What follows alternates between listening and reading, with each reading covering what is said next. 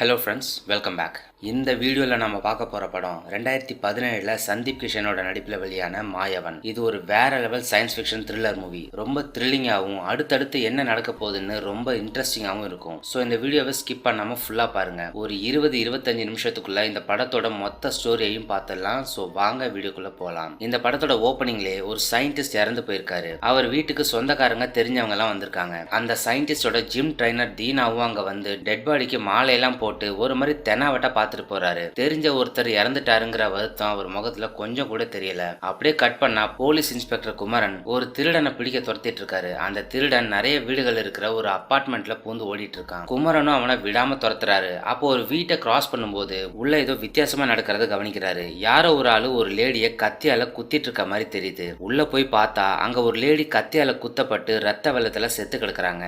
அதை பார்த்த உடனே குமரனுக்கு உடம்பெல்லாம் வேர்க்குது. அவர் மென்டலா டிஸ்டர்ப் ஆகுறாரு. பக்கத்திலேயே அந்த ஜிம் ட்ரைனர் தீனா நின்றுட்டு இருக்காரு. அவர் கையில படிஞ்சிருந்த ரத்தத்தை எல்லாம் செவுத்திலே தேய்ச்சி தொடச்சிட்டு இருக்காரு. அவர் திரும்பி குமரனையும் பாத்துறாரு. குமரன் அவரோட கண்ணை எடுக்க ட்ரை பண்ணும்போது தீனா அவரை தள்ளி விட்டுட்டு வெளியே ஓடுறாரு. குமரனும் அவரை துரத்திட்டே ஓடுறாரு. ரெண்டு பேரும் ஒரு பெரிய இரும்பு பற்ற கிட்ட போயிடுறாங்க. எதிர்பார்க்காத நேரத்துல தீனா ஒரு கம்பி எடுத்து குமரனோட மண்டையில வேகமா அடிச்சதுல குமரன் லேசா மயங்கிடுறாரு. தீனா அவரை வேகமா இழுத்துட்டு போய் அங்க நீட்டிட்டு இருந்த ஒரு ஷார்ப்பான கம்பியில சொருகி கொல்லலான்னு போறாரு. அப்போ பாதி மயக்கத்துல இருந்த குமரன் கீழே கிடந்த ஒரு ஷார்ப்பான கம்பியை எடுத்து தீனா கழுத்திலே சொருகிறாரு. இதனால தீனா ஸ்பாட்லயே இறந்து போயிடுறாரு. தலையில பலமா அடிபட்டதுல குமரன் அன்கான்சியஸ் ஆயிடுறாரு. அப்புறம் ஹாஸ்பிட்டல் அட்மிட் ஆகிற குமரன் தலையில ரொம்ப பலமா அடிபட்டதுனாலையும் மென்டலா டிஸ்டர்ப் ஆயிருந்தனாலையும் ஃபுல்லா ரெக்கவர் ஆகிறதுக்கு கிட்டத்தட்ட 3 மாசத்துக்கு மேல ஆயிடுது. ஹாஸ்பிட்டல்ல இருந்து டிஸ்சார்ஜ் ஆயிட்டு பிசிக்கல் ஃபிட்னஸ் டெஸ்ட் எல்லாம் கம்ப்ளீட் பண்ணிட்டு டியூட்டில ஜாயின் பண்ணலான்னு போறாரு. அப்போ டிஎஸ்பி என்ன சொல்றாருன்னா, பிசிக்கல் ஃபிட்னஸ் டெஸ்ட் மட்டும் பத்தாது, நீங்க மென்டலா பாதிக்கப்பட்டிருந்ததால ஒரு சைக்கியாட்ரிஸ்ட் டெஸ்டும் கிளியர் பண்ணி ஆகணும்னு சொல்றாரு.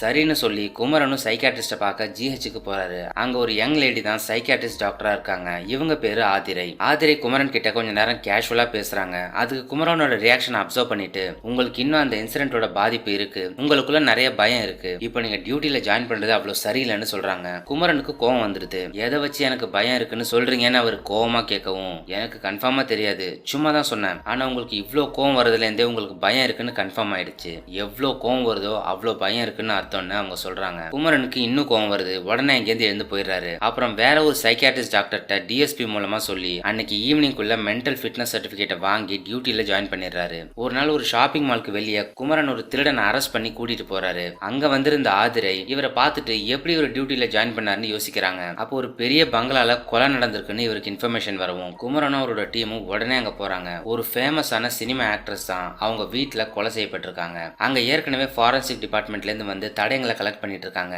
அங்க ஒரு சிகரெட் கிடக்கு. அது அந்த ஜிம் ட்ரைனர் தீனா யூஸ் பண்ண அதே பிராண்ட்ல இருக்கிற பிளாக் சிகரெட் தான். அங்க தீனா பண்ண மாதிரியே இங்கேயும் செவுத்துல ரத்தத்தை பூசி வச்சிருக்காங்க. அந்த நடிகையும் ரொம்ப கொடூரமா குத்தி கொல்லப்பட்டிருக்காங்க.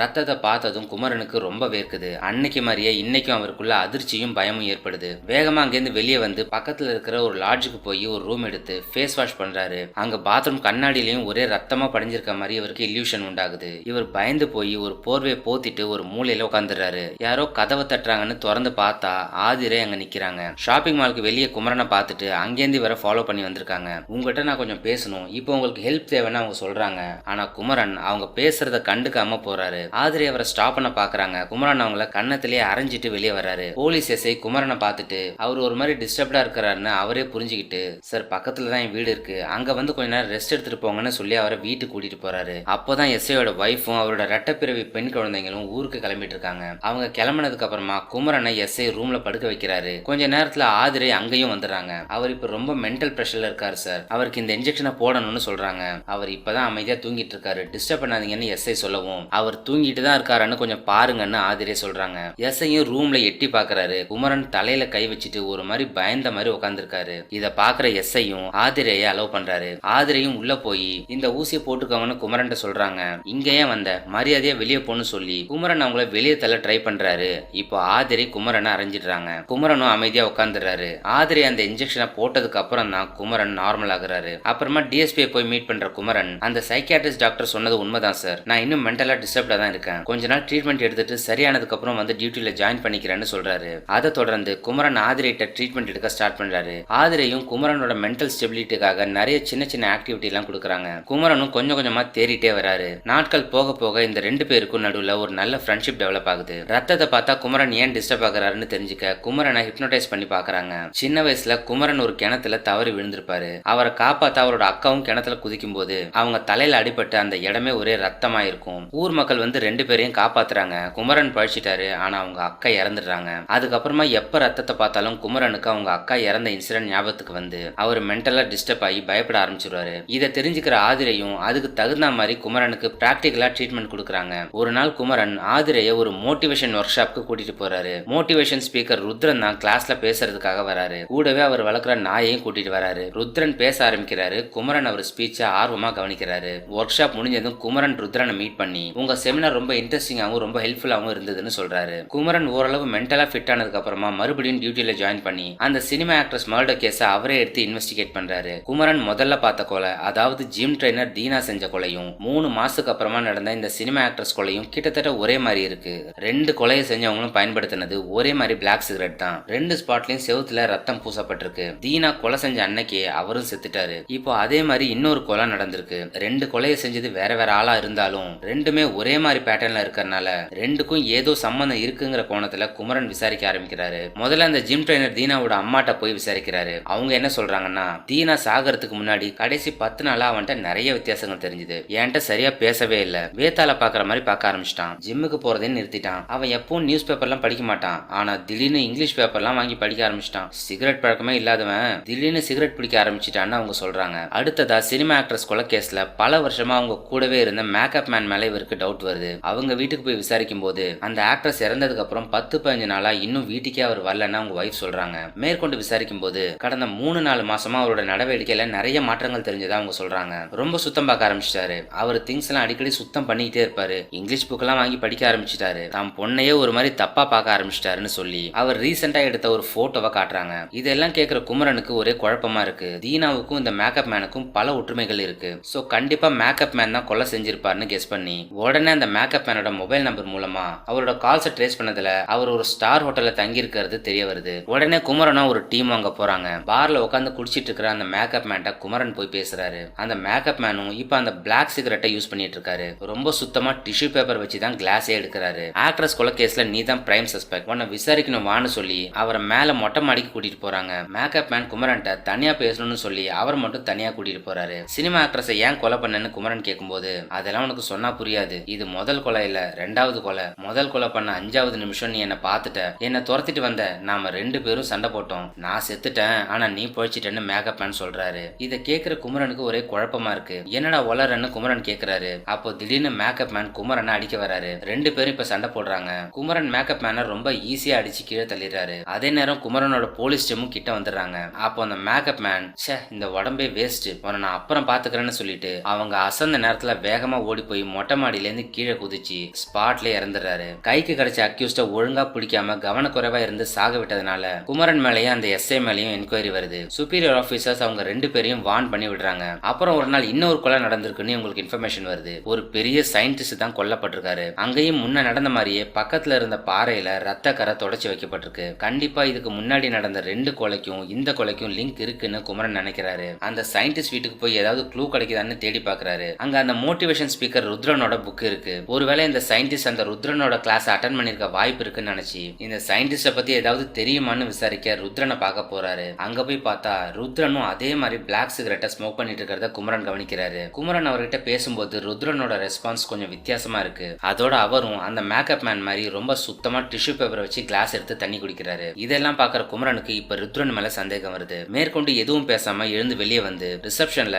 உங்க சார் எத்தனை நாளா ஸ்மோக் பண்றாருன்னு கேட்டதுக்கு எங்க சாருக்கு ஸ்மோக் பண்ற பழக்கமே இல்லைன்னு அவங்க சொல்றாங்க. குமரன் ஒரு வித குழப்பத்தோட அங்கிருந்து கிளம்பலான்னு பார்க்கும்போது வெளியே ருத்ரன் வளர்க்குற நாயை கட்டி போட்டு வச்சிருக்கிறத பாக்குறாரு. அது சும்மா குலைச்சிக்கிட்டே இருக்கு. இது சாரோட நாய் தானே, எப்பவும் அவர் கூடவே அமைதியா இருக்கும், ஏன் வெளியே கட்டி போட்டு வச்சிருக்கீங்க, ஏன் கத்திக்கிட்டே இருக்குன்னு செக்யூரிட்டிட்ட கேக்குறாரு. இந்த நாய்க்கு ஏதோ பைத்தியம் முடிச்சிட்டு போல இருக்கு சார், சாரை பார்த்தே ஒரு 4 நாளா குலைச்சிட்டு இருக்கு, அவரை கடிக்கவும் போயிடுச்சு, அதான் வெளியே கட்டி போட சொல்லிட்டாங்கன்னு அவர் சொல்றாரு. அப்போ கண்டிப்பா அந்த தீனா மேக்கப் மேன் மாதிரி ருத்ரனும் ஏதோ ஒரு விஷயத்துல பாதிக்கப்பட்டிருக்காருன்னு குமரனுக்கு ஸ்ட்ரைக் ஆகுது. அவர்கிட்ட இதை பத்தி பேசியே ஆகணும்னு நினைச்சு உடனே ருத்ரன் கிட்ட போற குமரன், சார் நான் சொல்றத கொஞ்சம் கவனமா கேளுங்க, நீங்க உடனே போலீஸ் கஸ்டடிக்கு வந்தாகணும், கூடிய சீக்கிரம் உங்களுக்கு ஏதாவது ஒரு ஆபத்து ஏற்படலாம், இல்ல உங்களால மத்தவங்களுக்கு ஆபத்து ஏற்படலாம்னு குமரன் சொல்லிட்டு இருக்கும்போது மரியாதையா வெளியே போன்னு ருத்ரன் கோவமா சொல்றாரு. சார் நான் கிரைம் இன்ஸ்பெக்டர், நான் நினைச்சா என்ன செய்ய முடியும்னு உங்களுக்கு தெரியாது, இருந்தாலும் மரியாதையா பேசிட்டு இருக்கன்னு குமரன் சொல்லவும், என்ன நீ லிமிட் தாண்டி இன்சல்ட் பண்ணிருக்க, நான் நினைச்ச உன் மேல மான நஷ்ட வழக்கு போட்டு 1 வருஷம் உன்னை கோர்ட்டுக்கு அலைய வைப்பேன்னு ருத்ரன் சொல்றாரு. சரி பாப்போன்னு சொல்லிட்டு குமரன் அங்கிருந்து கிளம்புறாரு. ருத்ரனை கரெக்டா அப்சர்வ் பண்ணி ட்ராப் பண்ணணும்னு பிளான் பண்றாரு.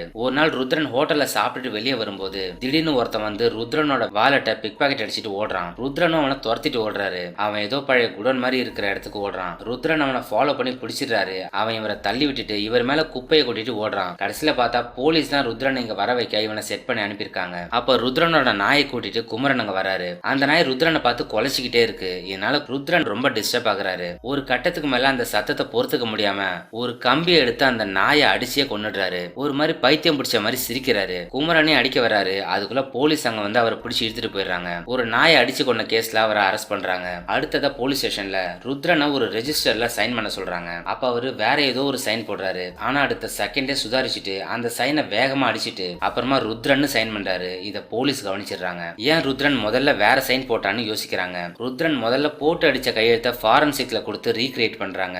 அவங்க சஜஷன் படி அந்த கையெழுத்து பிரமோதுங்கிற பேரை குறிக்குது. ஒருத்தர் ஞாபக மருதில வேற கையெழுத்து போடுறான்னா ஒண்ணு அவன் பேரை மாத்திருக்கணும், இல்ல அபிஷியலா கையெழுத்து மாத்திருக்கணும். ஆனா ருத்ரனை பொறுத்த வரைக்கும் இது ரெண்டுமே இல்ல. அப்படின்னா ருத்ரன் எதுக்காக பிரமோதுன்னு கையெழுத்து போடணும்? யார் இந்த பிரமோதுன்னு குமரன் விசாரிக்க ஆரம்பிக்கிறாரு. கடைசியா கொல்லப்பட்ட சயின்டிஸ்ட் நாராயணன் வீட்டுக்கு கால் பண்ற குமரன் அவர் வைஃப் கிட்ட உங்க ஹஸ்பண்டுக்கு பிரமோதுங்கிற பேர்ல யாராவது தெரியுமான்னு கேக்குறாரு. பிரமோதுங்கிறவர் என் ஹஸ்பண்ட் கூட தான் ஒர்க் பண்ணாரு. அவர் பத்தி மேற்கொண்டு டீடைல்ஸ் வேணும்னா நீங்க நியூரோ சயின்ஸ் இன்ஸ்டிடியூட்ல விசாரிங்கன்னு அவங்க சொல்றாங்க. குமரன் அடுத்ததா அந்த சயின்டிஸ்ட் வேலை செஞ்ச நியூரோ சயின்ஸ் இன்ஸ்டிடியூட்க்கு போய் பிரமோத பத்தி விசாரிக்கிறாங்க. டேட்டா பேஸ்ல இருந்து அவரோட சிக்னேச்சர் எடுத்து பார்த்தா ருத்ரன் போட்ட கையெழுத்தோட அது மேட்ச் ஆகுது. அப்படின்னா இந்த பிரமோத் கிட்ட தான் ஏதோ விஷயம் இருக்கு. கடைசியா ஒரு லீடு கிடைச்சிருச்சுன்னு இவங்க நினைக்கும் போது பிரமோத் இறந்து 6 மாசம் ஆகுதுன்னு அவங்க சொல்றாங்க. அதோட அவருக்கு சொந்தக்காரங்களாம் யாரும் இல்ல, வைஃப் மட்டும்தான். அவங்களாம் அவங்க வீட்டு கிணத்து பக்கத்துல தலையில அடிபட்டு கிடந்தாங்க. இப்ப கோமா ஸ்டேஜ்ல இருக்காங்கன்னு அவங்க சொல்றாங்க. பிரமோத் கூட க்ளோஸா பழகின ஃப்ரெண்ட்ஸ் யாராவது இருக்காங்கன்னு கேட்கும்போது இதே ஆபீஸ்ல வேலாயுதம்னு ஒருத்தர் இருக்காருன்னு சொல்றாங்க. அடுத்ததா குமரன் வேலாயுதம் கிட்ட போய் பேசுறாரு. ரீசெண்டா கொலை செய்யப்பட்ட சயின்டிஸ்ட் நாராயணன் அப்புறம் இந்த பிரமோத் 2 பேரை பத்தியும் விசாரிக்கிறாரு. வேலாயுதம் என்ன சொல்றாருன்னா இங்க இருந்ததுலே பிரமோத் ரொம்ப புத்திசாலியான திறமையான சயின்டிஸ்ட், எம்பிபிஎஸ்ல கோல்டு மெடலிஸ்ட், யூஎஸ்க்கு போய் நியூரோ சயின்ஸ்ல டாக்டரேட் வாங்கிட்டு தமிழ்நாட்டுல சித்த மருத்துவத்தையும் கத்துக்கிட்டு நியூரோ சயின்ஸ்ல பெரிய பிரேக் த்ரூ பண்ணிட்டாரு. அவரோட தகுதிக்கும் திறமைக்கும் அவர் தான் இந்த இன்ஸ்டிடியூட்டோட டைரக்டரா இருக்க வேண்டியது. ஆனா அவரை விட தகுதியிலையும் திறமையிலையும் குறைஞ்சிருக்கிற நாராயணன் ஏதோ பொலிட்டிக்கல் இன்ஃபுளுன்ஸ்ல டைரக்டர் ஆயிட்டாரு. அதனால பிரமோதுக்கு நாராயணன் மேல எரிச்சல் இருந்துச்சுன்னு வேலாயுதம் சொல்றாரு. சார், நாங்க ஒரு சீரியல் மர்டர் கேஸை இன்வெஸ்டிகேட் பண்ணிட்டு இருக்கோம். அதை பத்தி நான் உங்களுக்கு சொல்றேன். உங்களுக்கு ஏதாவது ஸ்ட்ரைக் ஆச்சுன்னா நீங்க சொல்லுங்கன்னு சொல்லிட்டு குமரன் கேஸை பத்தி சொல்ல ஆரம்பிக்கிறாரு. இது வரைக்கும் 5 பேர் செத்துருக்காங்க. அந்த 5லயும் பிரமோத் ஏதோ ஒரு விதத்துல கனெக்ட் ஆகிறாரு. திடீர்னு ஒருத்தரோட நடவடிக்கைகள் மாறுது. சாதாரணமா இருக்கிறவங்க ரொம்ப சுத்தம் பார்க்க ஆரம்பிக்கிறாங்க. ஒரு கிளாஸ கூட கர்ஷிஃபை யூஸ் பண்ணி தான் எடுக்கிறாங்க. திடீர்னு இங்கிலீஷ் புக்லாம் வாங்கி படிக்கிறாங்க. திடீர்னு ஸ்மோக் பண்றாங்க. குறிப்பா பிளாக் கலர் சிகரெட்டை தான் ஸ்மோக் பண்றாங்கன்னு குமரன் சொல்லிட்டு இருக்கும் போதே வேலாயுதம்க்கு ஏதோ ஸ்ட்ரைக் ஆன மாதிரி அவர் ஒரு பிளாக் சிகரெட் பாக்ஸ் எடுத்து காமிச்சு இதுவான்னு கேக்குறாரு. குமரன் ஆமான்னு சொன்னதும் இது பிரமோத் யூஸ் பண்ற பிராண்ட் ஆச்சேன்னு சொல்லி வேலாயுதம்க்கும் ஒரே குழப்பமா இருக்கு. அது மட்டும் இல்ல சார், இறந்து போனவங்கள சில பேருக்கு இது மாதிரி பிசிக்கலாவும் மென்டலாவும் அவங்களோட கேரக்டர் மாறுது. அப்படி மாறின சில நாட்கள்லயே அவங்க ஒருத்தரை கொலை பண்ணிருக்காங்க. ஒருவேளை அவங்க போலீஸ்ல மாட்டிக்கிட்டாங்கன்னா உடனே சூசைட் பண்ணி இறந்து போறாங்க. அந்த ஆளு செத்ததுக்கு அப்புறமா ஒருத்தர் உடம்புல இருந்து இன்னொருத்தர் உடம்புல பேய் பிடிக்கிற மாதிரி அதே மாதிரி கேரக்டரோட பிஹேவியரோட இன்னொரு ஆளு வந்துடுறான்னு குமரன் சொல்றாரு. இதெல்லாம் கேட்கிற வேலாயுதம்க்கு அதிர்ச்சியா இருக்கு. அதே சமயம் ஏதோ ஸ்ட்ரைக் ஆகிற மாதிரியும் இருக்கு. சரி, இந்த கேஸோட எப்படி பிரமோத கனெக்ட் பண்ணீங்கன்னு அவர் கேக்குறாரு. நாங்க கடைசியா பிடிச்ச ஆளு முதல்ல பிரமோதன்னு கையெழுத்து போட்டு அப்புறம் அதை அடிச்சுட்டு அவன் கையெழுத்து போட்டான்னு குமரன் சொல்றாரு. இதை கேட்ட உடனே வேலாயுதம் செம ஷாக் ஆகுறாரு. அதை தொடர்ந்து முக்கியமான போலீஸ் அபிஷியல்ஸோட ஒரு மீட்டிங் அரேஞ்ச் பண்ணி வேலாயுதம் அவங்ககிட்ட பேசுறாரு. உங்க கேஸுக்கும் பிரமோதுக்கும் நிறைய சம்பந்தம் இருக்கறனால அவரோட தடை செய்யப்பட்ட ஆராய்ச்சி பத்தின கான்பிடென்ஷியலான விஷயத்த உங்ககிட்ட ஷேர் பண்றேன். இது மீடியாவுக்கோ பப்ளிக்கோ தெரிஞ்சா ரொம்ப பதட்டமாயிடுவாங்கன்னு சொல்லி அவர் பேச ஆரம்பிக்கிறாரு. பிரமோத் பண்ணிட்டு இருந்த ஆராய்ச்சிக்கு பேரு ப்ராஜெக்ட் மாயவன். ஒரு மனுஷனோட மூளையில இருக்கிற நினைவுகளை டிஜிட்டலா காப்பி பண்ணி வேற ஒரு மனுஷனோட மூளையில டிரான்ஸ்ஃபர் பண்றது சம்பந்தமான ஆராய்ச்சி தான் இது. முதல்ல எலிகளை வச்சுதான் பிரமோத் இந்த ஆராய்ச்சியை பண்ணாரு. ரொம்ப குறைஞ்ச அளவு மின்சாரத்துல இயங்கக்கூடிய ஒரு சிலிக்கான் எலக்ட்ரானிக் ஜெல்ல எலியோட மூளையில இன்ஜெக்ட் பண்ணதும் அதுல இருக்கிற லட்சக்கணக்கான நானோ டிரான்ஸ்மிட்டர்ஸ் மூளையில இருக்கிற ஒவ்வொரு நியூரான் மேலையும் படிஞ்சிரும். அது மூளையில இருக்கிற மொத்த இன்ஃபர்மேஷன்ஸையும் ஃபைபர் ஆப்டிக்ஸ் கேபிள் மூலமா டிரான்ஸ்ஃபர் பண்ணி எலியோட மூளையவே கம்ப்ளீட்டா டிஜிட்டல் ஸ்ட்ரக்சரா ஹார்ட் டிஸ்க்ல காப்பி பண்ணிடும். இப்போ இறந்து போன நாராயணனுக்கு முன்னாடி இருந்த சிஇஓக்கு இந்த ஆராய்ச்சி ரொம்ப பிடிச்சி போச்சு. சோ எலிகள் மேல பண்ண மாதிரி மனிதர்களை வச்சு இந்த ஆராய்ச்சியை பண்றதுக்கு பிரமோத் அவர்கிட்ட அப்ரூவல் வாங்கி இதுக்கான ரிசர்ச்சை பண்ண ஆரம்பிச்சிட்டாரு. மனுஷன் மேல இதை பயன்படுத்தும் போது கொஞ்சம் சொதப்பினாலும் அந்த ஆளு கோமாவுக்கு போகலாம், இறந்தும் போகலாம். ஆனா பிரமோத் ஒரு மனுஷனோட மனுஷனோட உயிரை கூட ஒரு பொருட்டா மதிக்காம இதை எப்படியாவது சக்சஸ் பண்ணி ஆகணும்னு வெறித்தனமா ஹார்ட் ஒர்க் பண்ணாரு. கடைசியில அவரோட மூளையிலேயே அந்த சிலிகான் ஜெல் இன்ஜெக்ட் பண்ணி அவர் மூளையில இருந்த நினைவுகளை டிஜிட்டலா காப்பி பண்ணி சக்சஸ்ஃபுல்லா ஹார்ட் டிஸ்க்ல சேவ் பண்ணாரு. இந்த மெமரி பேக்கப் மூலமா நாம இறந்து போனா கூட இந்த நினைவுகளை வேற ஒருத்தரோட மூளைக்கு டிரான்ஸ்ஃபர் பண்றது மூலமா கூடு விட்டு கூடு பாயிற மாதிரி அந்த மனுஷனோட உடம்புல நம்மளால வாழ முடியும். கிட்டத்தட்ட சாகா வரம்னே சொல்லலாம். ஆனா பிரமோதோட ரிசர்ச்சை கம்ப்ளீட் பண்றதுக்கு முன்னாடி பழைய சிஇஓ சேஞ்ச் ஆகி மினிஸ்டர் ரெக்கமெண்டேஷன்ல புது சிஇஓவா நாராயணன் வந்துட்டாரு. அவர் பிரமோதோட ரிசர்ச்சை ப்ரொசீட் பண்ண கூடாதுன்னு சொல்லி ரிஜெக்ட் பண்ணிட்டாரு. இதனால கோமான பிரமோத் வேலையை ரிசைன் பண்ணிட்டு நேரா மினிஸ்டர் போய் பார்த்து இந்த ப்ராஜெக்டை ப்ரொசீட் பண்ண பெர்மிஷன் கேட்டாரு. ஆனா மினிஸ்டர் என்ன சொன்னார்னா, ஏற்கனவே சேட்டலைட் உயரத்துக்கு வளர்ந்துருக்கிற டெக்னாலஜினால உனக்கும் எனக்குமே பிரைவசி இல்லாம போயிடுச்சு. நீ என்னடானா ஒருத்த மூளைக்குள்ள போகணும்னு சொல்ற, ஒருத்த நினைவுகளையும் அடையாளத்தையும் அழிச்சு அவனுக்குள்ள வாழணும்னு நினைக்கிறியே, நீ எவ்வளவு பெரிய முட்டாளா இருப்ப. இந்த ப்ராஜெக்டை ஸ்டாப் பண்றதுக்காக தான் மிஸ்டர் நாராயணன் சிஇஓவா நானே ரெக்கமெண்ட் பண்ணேன். இப்போ நான் இந்த ப்ராஜெக்டை பேன் பண்றேன்னு சொல்லி மினிஸ்டரும் சொல்லிட்டாரு. அதுக்கப்புறமா பிரமோத் எங்க போனாரு என்ன ஆனாருன்னு எங்களுக்கு தெரியல.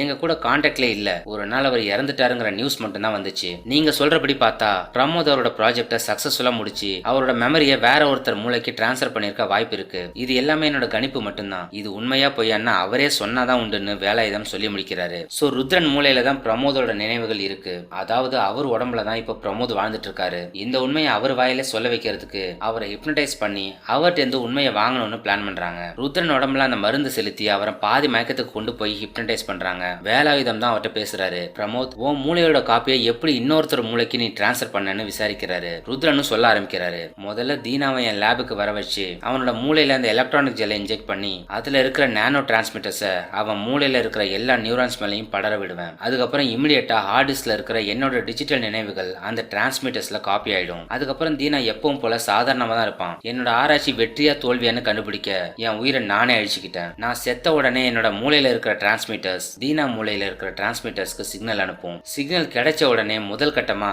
மூளைக்குள்ள ஒரு எலக்ட்ரிக் ஷாக்கை உண்டாக்கி தீனாவோட நினைவுகளை அது அழிச்சிடும். தீனா மயக்கமாயிடுவான். அப்புறம் என்னோட நினைவுகளை அவனோட மூளையில காப்பி பண்ணிடும். தீனா சுயநினைவு திரும்பி கண் முழிக்கும் போது அவனுக்குள்ள புது மனுஷனா நான் தான் இருப்பேன். நான் இன்னொருத்தர் உடம்புல உயிரோடு இருக்கிற வரைக்கும் லேப்ல இருக்கிற ஹார்ட் டிஸ்க்ல என்னோட நிகழ்கால நினைவுகள் லைவா அப்டேட் ஆயிட்டே இருக்கும்னு ருத்ரன் உடம்புல இருக்கிற பிரமோத் சொல்றாரு. எதுக்கு தீனா ஒய்ஃபை கொன்னீங்கன்னு கேட்டதுக்கு ரொம்ப இரிட்டேட் பண்ணிட்டே இருந்தா, எப்ப பார்த்தாலும் சண்டை போட்டுட்டு தொல்லை பண்ணிட்டே இருந்தா, அதான் கொன்னன்னு சொல்றாரு. சரி அந்த ஆக்ட்ரஸை ஏன் கொன்னீங்கன்னு கேட்டதுக்கு ஒரு பிளாஷ்பேக் சொல்றாரு. ஒரு நாள் பிரமோத் ஃபேமிலியா ரெஸ்டாரண்ட்டுக்கு போயிருப்பாரு. அப்போ அந்த ஆக்ட்ரஸ் வந்திருப்பாங்க.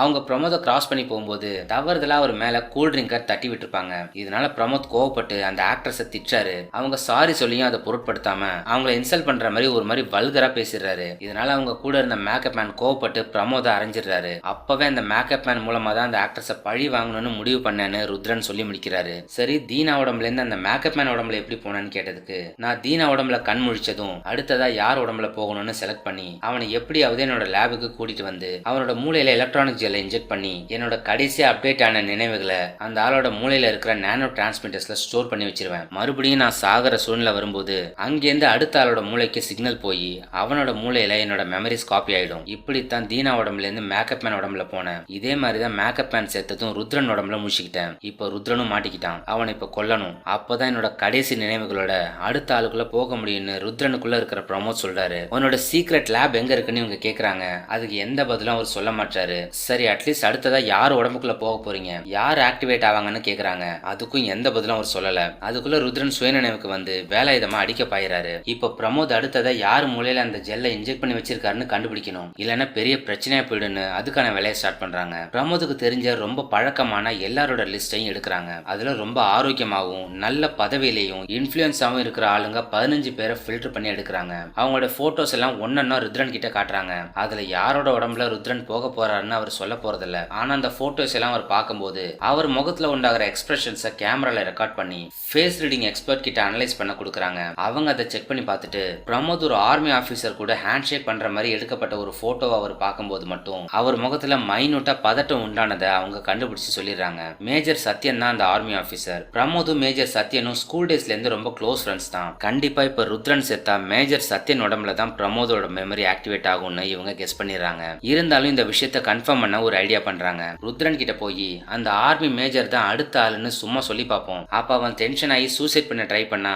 அதை வச்சு நம்ம கன்ஃபார்ம் பண்ணலான்னு பிளான் பண்றாங்க. அதுபடி குமரன் அவரோட எஸ்ஐயும் லாக்அப்க்கு போய் ருத்ரன் கிட்ட, நீ அடுத்ததா யார் உடம்புக்குள்ள போக போறன்னு நான் கண்டுபிடிச்சிட்டோம். அந்த மேஜர் மேஜர் சத்யன் தானேன்னு சொல்றாங்க. அவங்க எதிர்பார்த்தபடியே ருத்ரன் டென்ஷன் ஆகுறாரு. இத பார்த்துட்டு இப்ப கன்ஃபார்ம் ஆயிடுச்சுன்னு சொல்லி 2 பேரும் கிளம்பும் போது அப்போ திடீர்னு ருத்ரன் குமரனை மட்டும் லாக்அப் வெளியே தள்ளி விட்டுட்டு அவர் கையில மாட்டியிருந்த சங்கிலியால எஸ்ஐ கழுத்தை போட்டு நெரிக்கிறாரு. குமரனால டோரை ஓபன் பண்ணி உள்ள வர முடியல.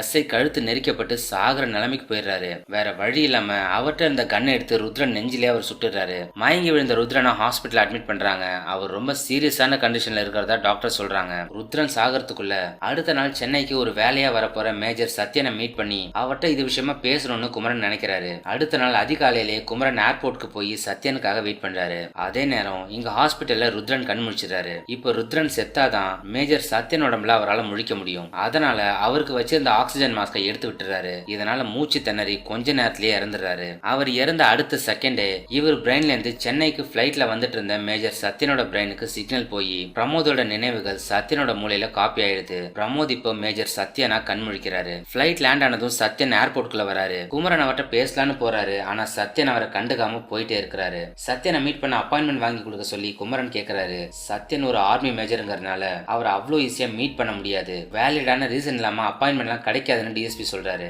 அப்போதான் சத்யனே குமரனுக்கு கால் பண்ணி பேசுறாரு. என்ன மிஸ்டர் குமரன், என்ன மீட் பண்ணணும்னு ரொம்ப முயற்சி பண்றீங்க போல. நாளைக்கு ஆர்மி கேம்பஸ்க்கு வாங்க, மீட் பண்ணலான்னு சொல்லி அப்பாயின்மெண்ட் கொடுக்குறாரு. குமரன் அங்க போறாரு. ஆனா அங்க என்ன நடக்குதுன்னா குமரன் அங்க போன உடனே அவரை சோல்ஜர்ஸ் சேர்ல கட்டி போட்டுறாங்க. மேஜர் சத்யன் அவரை கண்ணத்திலே 2 அறை விடுறாரு. இப்ப நான் எவ்வளவு பெரிய பவர்ல இருக்குன்னு பாத்தியா? நான் நினைச்ச உன்னை என்ன வேணாலும் பண்ண முடியும். இன்னைக்கு நான் ஒரு ஆர்மி மேஜர், நாளைக்கு மினிஸ்டர் ஆகலாம், பிரைம் மினிஸ்டர் ஆகலாம், ஏன் அமெரிக்கன் பிரசிடென்டா கூட ஆகலாம். என்ன உன்னால ஒன்னும் பண்ண முடியாது. தேவையில்லாம என்கிட்ட மோதாத, ஒழுங்கா ஓடி போயிடுன்னு சொல்லி மிரட்டி அவர் அனுப்பிடுறாரு. சோ மேஜர் சத்யனை நெருங்க முடியாது. வேற வழியே இல்ல. பிரமோதோட அந்த சீக்ரெட் லேபை கண்டுபிடிச்சி அவனோட மொத்த சிஸ்டத்தையும் அழிக்கணும்னு வேலாயுதம் சொல்றாரு. இப்போ மேஜர் உடம்புல இருக்கிற பிரமோத் மறுபடியும் அவரோட மெமரியை வேற ஒருத்தர் மூளைக்கு டிரான்ஸ்ஃபர் பண்ண கண்டிப்பா அந்த லேபுக்கு போவாரு. மேஜர் சத்யன் எங்கெல்லாம் போறாருன்னு போலீஸ் டீம் அவரை ஃபாலோ பண்ணிட்டே இருக்காங்க. அதே நேரம் கோமால இருக்கிற பிரமோதோட வைஃப்க்கு லேசா நினைவு திரும்பி இருக்குன்னு இவங்களுக்கு இன்ஃபர்மேஷன் வருது. உடனே ஹாஸ்பிட்டல் போறாங்க. பாதி மயக்கத்துல இருக்கிற பிரமோதோட வைஃப் கிட்ட பிரமோதோட லேப் பத்தி உங்களுக்கு ஏதாவது தெரியுமான்னு கேக்குறாங்க.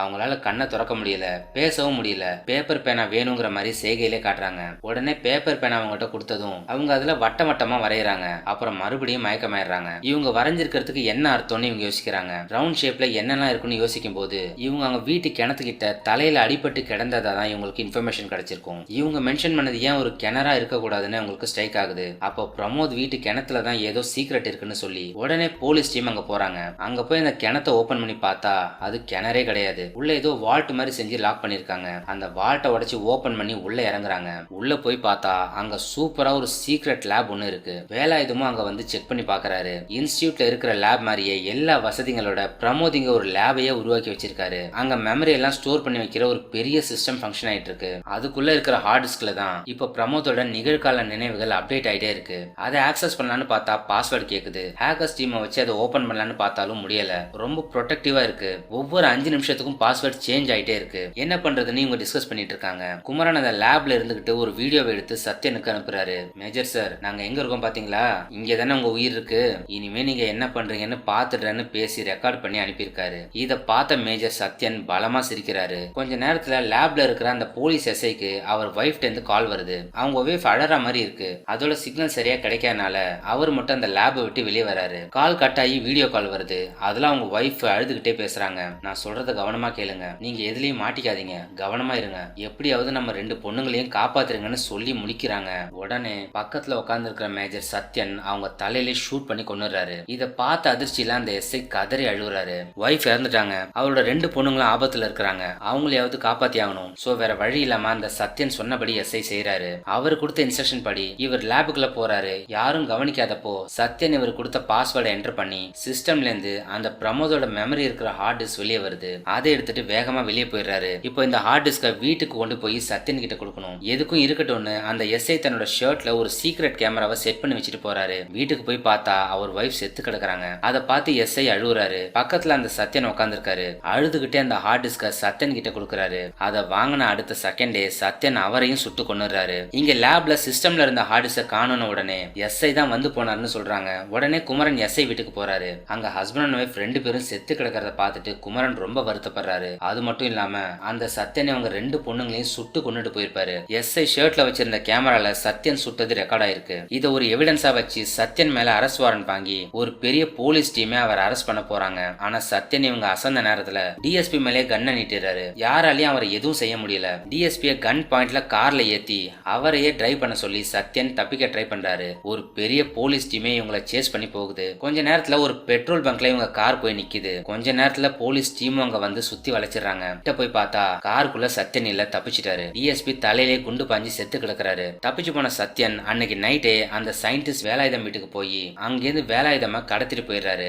ஏன்னா பிரமோதோட லேப்ல இருந்து எடுத்த இவரோட மெமரியை சீக்கிரமா வேற ஒருத்தர் மூளைக்கு டிரான்ஸ்பர் பண்ணி ஆகணும். அப்பதான் ஒருவேளை இந்த சத்யன் இறந்தாலும் அடுத்த ஆள் உடம்புக்குள்ள போக முடியும். அதுக்கு ஒரு லேப் ஃபெசிலிட்டி வேணும். இவர் வீட்டுல இருந்த லேப் போலீஸ் கஸ்டடியில இருக்கு. சோ இன்ஸ்டிடியூட்ல இருக்கிற லேபை யூஸ் பண்ண அக்சஸ் வேணும். அதுக்காக தான் இவர் வேலாயுதமா கடத்திட்டு அங்க லேபுக்கு போறாரு. சத்யன் வேலாயுதத்தை தேடி தான் போயிருப்பாருன்னு கெஸ் பண்ற குமரன் உடனே அவர் வீட்டுக்கு போறாரு. அங்க அவர் இல்லைன்னதும் உடனே இன்ஸ்டிடியூட்டுக்கு கிளம்புறாரு. அதே சமயம் சத்யன் வேலாயுதத்தை கூட்டிட்டு லேபுக்கு வந்துடுறாரு. வேலாயுதத்தை வச்சு அந்த லேபை ஓபன் பண்ணி எல்லா சிஸ்டத்தையும் ஆக்டிவேட் பண்றாரு. அவரோட பிரைன் மெமரி இருக்கிற ஹார்ட் டிஸ்கையும் அதுல ஃபீட் பண்ணிடுறாரு. வேலாயுதத்தை தலையிலே அடிச்சு மயக்கமாக்கிட்டு அடுத்ததா இவர் மெமரியை யாருக்கு டிரான்ஸ்ஃபர் பண்ண போறாரோ அந்த ஆளை மயக்க நிலையில கூட்டிட்டு வந்து அந்த கேபின்குள்ள படுக்க வச்சு அவங்க மூளையில அந்த எலக்ட்ரானிக் ஜெல்லை இன்ஜெக்ட் பண்றாரு. ஆனா அந்த பர்சன் யாருன்னு நமக்கு காட்டல, சஸ்பென்ஸாவே வச்சிருக்காங்க. இவரோட அப்டேட்டட் மெமரியை அவங்க பிரைனுக்கு டிரான்ஸ்ஃபர் பண்ற ப்ராசஸை ஸ்டார்ட் பண்றாரு. அந்த நேரத்துல குமரன் வந்துடுறாரு. மெமரி ஃபுல்லா டிரான்ஸ்ஃபர் ஆகிற வரைக்கும் குமரனை சமாளிக்கணும். சோ அவர் உள்ள வந்ததும் சத்யன் அவரை அட்டாக் பண்றாரு. கொஞ்ச நேரம் ரெண்டு பேரும் ஃபைட் பண்றாங்க. கூடிய சீக்கிரமே குமரன் சத்யனை ரத்தம் வர அளவுக்கு செம்மையா அடிச்சு கீழே தள்ளி கன் பாயிண்ட்ல பிடிச்சிடுறாரு.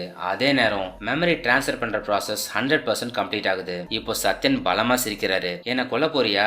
தாராளமா நீ இப்ப என்ன கொல்லலாம். நான் செத்தா அடுத்து யார் உடம்புக்குள்ள போவேன்னு தெரியுமான்னு சிரிச்சுக்கிட்டே கேக்குறாரு. அப்பதான் அந்த கேபின் ஓபன் ஆகுது. உள்ள ஆதிரை தான் இருக்கிறாங்க. இவங்க பிரைன் செல்ஸ்ல தான் சத்யன் பிரமோதோட பிரைன் மெமரியை காப்பி பண்ணி வச்சிருக்காரு. இனி சத்யன் செத்தா ஆதிரை பிரைன்ல தான் பிரமோதோட மெமரி ஆக்டிவேட் ஆகும். இதை பாக்குற குமரன் ரொம்ப அதிர்ச்சி ஆகுறாரு. கோவத்தோட குமரன் சத்யனை நோக்கி கண்ணை நீட்டுற மாதிரி காட்டிட்டு அந்த சீன் அதோட கட் ஆகுது. ஒரு 20 வருஷம் கடந்து போகுது. குமரனோட வீட்டை காட்டுறாங்க. குமரன் இப்போ போலீஸ்ல ஒரு பெரிய பதவியில இருக்காரு. ஆதிரையை தான் அவரு லவ் பண்ணி கல்யாணம் பண்ணிருக்காரு. அவங்களுக்கு ஒரு பையனும் இருக்கான். அன்னைக்கு ஆதிரைக்கு பர்த்டேன்னு கேக் செலிப்ரேஷன் எல்லாம் பண்ணிருக்காங்க. குமரன் கொஞ்சம் கேக் எடுத்துட்டு அவர் வீட்டுக்கிட்ட இருக்கிற ஒரு சீக்ரெட்டான அண்டர் கிரவுண்ட் ரூமுக்கு போறாரு. அந்த ரூமுக்குள்ள தான் சத்யனை ஒரு பெட்ல படுக்க வச்சு கட்டி போட்டிருக்காரு. இத்தனை வருஷமா அவருக்கு சாப்பாடு கொடுத்து இன்ஜெக்ஷன் போட்டு அவர் சாகாம குமரன் பாத்துட்டு இருக்காரு. சத்யனுக்கு இப்ப ரொம்ப வயசாயிடுச்சு. இவர் எப்ப வேணாலும் சாகலாம். அப்படி செத்தா அவர் ஆதிரை உடம்புக்குள்ள தான் ஆக்டிவேட் ஆவாரு. அந்த ஒரு டைம்காக தான் சத்யன் உடம்புல இருக்கிற பிரமோத் வெயிட் பண்ணிட்டு இருக்காரு. அண்ட் இந்த சீனோட இந்த படம் முடியுது. இந்த வீடியோ உங்களுக்கு பிடிச்சிருந்தா லைக் பண்ணுங்க. உங்க ஃப்ரெண்ட்ஸுக்கு இந்த வீடியோவை ஷேர் பண்ணுங்க. மறக்காம மித்ரன் வாய்ஸ் ஓவருக்கு சப்ஸ்கிரைப் பண்ணுங்க. மறுபடியும் உங்களை வேற ஒரு நல்ல படத்தோட மீட் பண்றேன். நன்றி.